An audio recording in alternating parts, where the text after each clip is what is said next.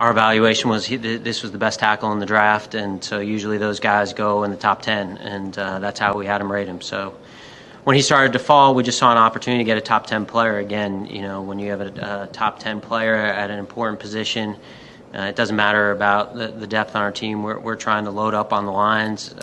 We've talked about that a lot with you guys, and that's how we roll.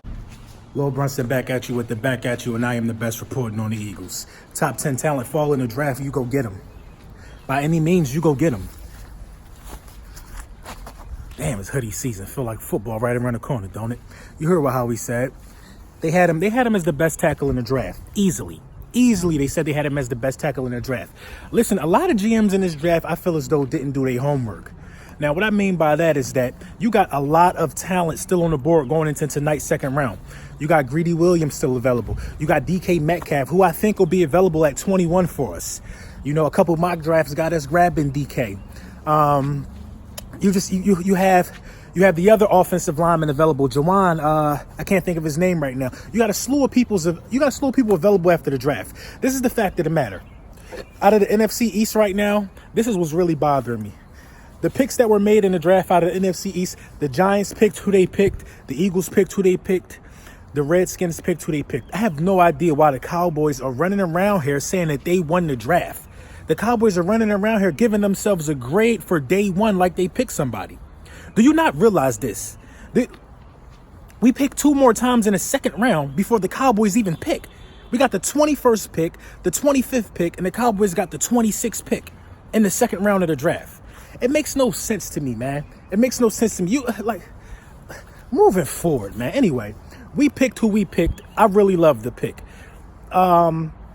These guys usually go top 10 like how we said. You ain't got to know his name. It don't matter about what conference he went to. All you got to know is this. He allowed 1 sack. That's all you got to know. He allowed 1 sack. And he came from an offense that's predominantly pass heavy, so he was dropping back in pass coverage all the time. Now, being as though we have a few linemen who could play his position, on rundowns, we might not even have him in the game, but on 3rd and longs, he seems like a specialist in that area. He seems like somebody that could cover the blind spots of our quarterback, and that's what we need. We don't need nothing else, nothing more. We need to keep Carson Wentz fresh. We need to keep Carson Wentz healthy. And that's the bottom line. That's what it all boils down to. We can't be rattled, or we can't be even paying attention to what some of these guys are talking about, because it's absolutely, it's blasphemous. It's blasphemous. These dudes don't pick until probably goddamn, they're not going to pick until 11 o'clock tonight. Their first pick. And you can't give yourself a grade. You know what I mean? That's the problem that I got with these dudes. They delusional. Oh, we won the first round because we got Amari Cooper. You didn't draft Amari Cooper, man. You did not draft Amari Cooper. You traded your pick for Amari Cooper. Y'all dudes be killing me, man. Y'all dudes be killing me. And furthermore, it makes me seem like, why should we even pay some of these guys any mind? It's laughable. It's laughable. It's laughable. At the end of the day, man, it's still talent left on the board, and we picked twice. I do not want to see us trade one of our second round picks unless it's to go get a monster, to go get somebody who we believe is a difference maker. Now, I don't think Greedy will slide down to 21 to us, but I think there's a high chance that DJ Metcalf can. I think Metcalf can slide down to 21. I believe Metcalf could slide down to 21. I mean, it was a lot of sliding, a lot of running backs left, a lot of cornerbacks left. Man, I'm telling you, man, the second round is just going to be just as exciting as the first round, because nobody thought the names and the people who were going to go in the first round, nobody thought that was going to happen. I didn't think it was going to happen. And it all started with the Giants. Like I said, there's always one team that starts that fire sale. There's always one team that starts that shitstorm, so to speak. And it was the New York Giants. They bust the whole bracket with that 6th pick in the draft. And hey, maybe they see something in the kid that nobody else do. The Giants are making it seem like that they're going to shelf this guy for 3 years, and they're going to give him, the same treatment that Brett Favre gave to Aaron Rodgers. But it's different. Brett Favre was still really good and really active. Eli Manning isn't that good. And in New York, in a big market like that, you're not going to sit the 6th pick. Are you kidding me? You're not going to sit the 6th pick. You're not going to sit the 6th pick.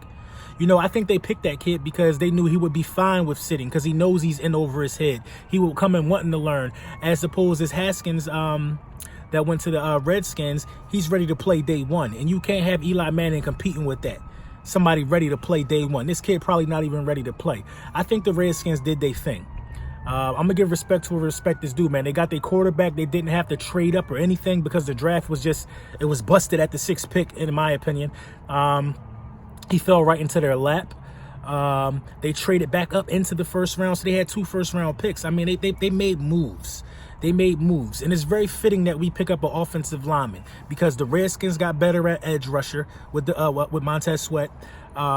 We all know who the Cowboys got an edge rusher and DeMarcus Lawrence, and I believe the Giants picked up a defensive lineman as well. So why not pick up extra protection? We don't need a quarterback. We don't need a running back. We don't need wide receivers. But now in this 2nd round, we're going to get a bunch of stuff we don't need to beef up what we already got. And that's what the draft is all about. Your 1st-round pick better be something you need. It better be something that makes sense. And I'm absolutely ecstatic about the pick. Y'all might not know the guy's name. I might not know the guy's name, but he's a pass protector. And that's what we need. Our young quarterback took way too many hits. He's a pass protector. So at the end of the day, he's going to get on the field and protect the passer, who is the franchise, who is Carson Wentz. And that's all that. Listen, man, leave your comments below about who you think we should be looking at in the 2nd round. It's going down at 7 o'clock, man. Let's get it, man.